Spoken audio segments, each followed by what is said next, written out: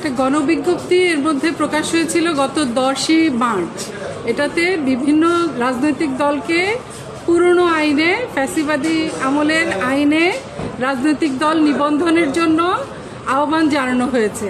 সেই আইনে এই গণবিজ্ঞপ্তিটা কেন অবৈধ ঘোষণা হবে না এই মর্মে একটা রুল জারি হয়েছে আজকে, এবং রিট পিটিশন নাম্বার 5521 এটাতে একটা এই পিটিশনার অ্যাডভোকেট হাসনাত কাইয়ুম, যিনি রাষ্ট্র সংস্কার আন্দোলনের প্রধান সমন্বয়কারী, তার দলের সাপেক্ষে একটা স্থগিতাদেশ আমরা পেয়েছি।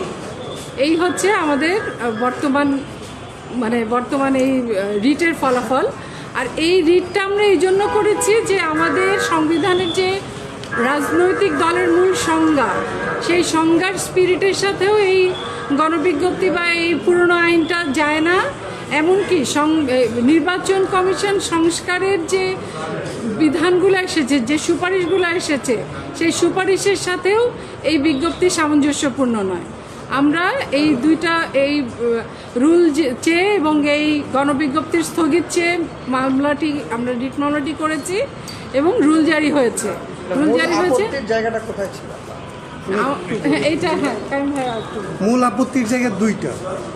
একটা হচ্ছে যে ধরেন এইবার যে বিজ্ঞপ্তিটা হলো, এই আইনটা আসলে পিআরওতে যুক্ত হয়েছিল আর্মি ব্যাক্ট একটা নির্বাচন কমিশন দিয়ে, এবং এটাকে পরবর্তীতে যাদেরকে আমরা ফেসিস্ট বলি সেই সরকারের আমলে তাদের যে আইনটা ছিল সেটাকে আরও কঠোর করা হয়েছিল। এইবারের যে অভ্যুত্থান, এই অভ্যুত্থানের পরে এটা মনে করা হয়েছিল যে এটা একটা ইনক্লুসিভ বাংলাদেশের দিকে যাবে। তো এইবার আইনটা যখন বিজ্ঞপ্তিটা জারি হয়েছে তখন আপনারা জানেন যে কমপক্ষে আপনার 3 ভাগের 1 ভাগ জেলা, মানে হচ্ছে 22টা জেলা, 100টা উপজেলায় এটার কমিটি থাকতে হবে। তো আমরা যেটা বলছি যে বাংলাদেশের আমাদের যারা হিল পিপল, আমাদের যারা অবাঙালি জনগোষ্ঠী যারা পাহাড়ে বসবাস করে, তাদের এরিয়াটা হচ্ছে কনফাইন্ড 3টা ডিস্ট্রিক্টের মধ্যে, এবং তারা 20টা উপজেলার মধ্যে বসবাস করে। আপনি যখন এদেরকে বলবেন যে আপনাকে আসলে 22টা উপজেলা আর জেলায় আর 100টা উপজেলায় কমিটি করতে হবে, তার মানে হচ্ছে আপনি এদেরকে বাংলাদেশে একদম এক্সক্লুড করে দিচ্ছেন, যে তাদেরকে কোনো রাজনৈতিক অধিকার এই বাংলাদেশেও দিচ্ছেন না। এইটা ছিল আমাদের মূল আর্গুমেন্টের জায়গা, যে এইটা কোনোভাবেই ইনক্লুসিভ বাংলাদেশের সাথে যায় না, এবং এমনকি 72-এর যে সংবিধান এটার সাথে যায় না, পিআরওর সাথে যায় না। এবং ডেফিনেশন যেটা আছে বাংলাদেশের সংবিধানে, রাজনৈতিক দলের যে সংজ্ঞা আছে, সেইখানে এরকম কোনো সাইজকে গুরুত্ব দেওয়া হয় না। সেখানে বলা হয়েছে যে এটার একটা ডিস্টিংটিভ আইডিয়া আছে কি না, কিছু মানুষ এটার সাথে আছে। যে সাইজটা করা হয়েছে এটা হচ্ছে আসলে সংবিধানের স্পিরিটের পরিপন্থী। এইটা এর আগে আর্মিরা করছিল, আওয়ামী লীগ করছিল, কিন্তু এই সরকার এটা করতে পারে। এবং এই নির্বাচন কমিশন এইবারের যে রিফর্ম কমিশন হলো, সেই কাজটাকে ফ্রাস্ট্রেট করার জন্য তড়িঘড়ি করে ওই রিকমেন্ডেশনগুলির ব্যাপারে কোনো সিদ্ধান্ত না নিয়ে তারা পুরনো আইনে এই কাজটা করছে। এটাকে আমরা মনে করি যে এই নির্বাচন কমিশনের এক ধরনের মেল প্র্যাকটিস কিংবা ব্যাড ইন্টেনশন আছে। এটাকে আমরা কোনোভাবেই অভ্যুত্থানের সাথে সঙ্গতিপূর্ণ নির্বাচন কমিশন মনে হচ্ছে না, এবং তাদের এই কাজটাকে আমরা আসলে বাংলাদেশের সংবিধান এবং যে সংবিধান আমরা চাই সেটার সাথে কোনোভাবেই যায়, সেই জায়গাগুলি আমরা সংবিধান আলোকে আসলে আমাদের পিটিশনে বলছি।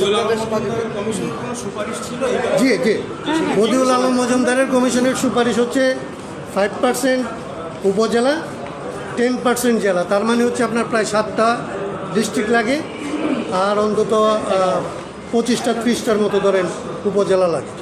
তো আমরা সেটাকেও মনে করি যে আসলে প্রপার না। আমরা বদিউল আলম মজুমদারের যে কমিশন, সেই কমিশনে আমরা দলীয়ভাবে রাষ্ট্র সংস্কার আন্দোলনের পক্ষ থেকে আজকে যে কথাগুলি বলছি এগুলি বলেই বলছিলাম যে মিনিমাম একক হইতে হবে 2টা। হয় আমাদের হিল পিপল পার্টি করতে পারে, এইভাবে আপনি মিনিমামটাকে দাঁড় করাবেন, অথবা তাদের জন্য রিজিওনাল পার্টি করতে পারে, সেই ব্যবস্থাটা রাখবেন। রিজিওনাল পার্টির কোনো ব্যবস্থা আসলে কারো কোনো সুপারিশে নাই। আবার ধরেন তারা পার্টি করতে পারবে, তাদের পার্টিটা ন্যাশনাল ওয়াইড, তারা ন্যাশনাল পলিটিক্সের মধ্যে আসবে, সেই সুযোগটা তাদেরকে দেওয়া হচ্ছে। তাহলে তাদেরকে আপনি ন্যাশনাল পলিটিক্সে কোনো সুযোগ না দিয়ে আপনি ইনক্লুসিভ বাংলাদেশের গল্প বলতেছেন, এটা হচ্ছে স্পিরিটের পরিপূর্ণ। ধন্যবাদ।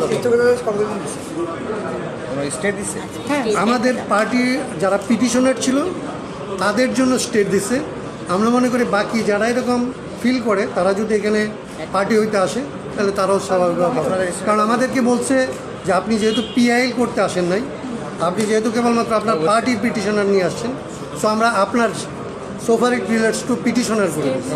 তার মানে এটা প্রিন্সিপালটা লেট ডাউন করছে যে স্টেপ পাইতে পারে যদি অন্যরা কেউ আসে। ওকে, কায়েম ভাই।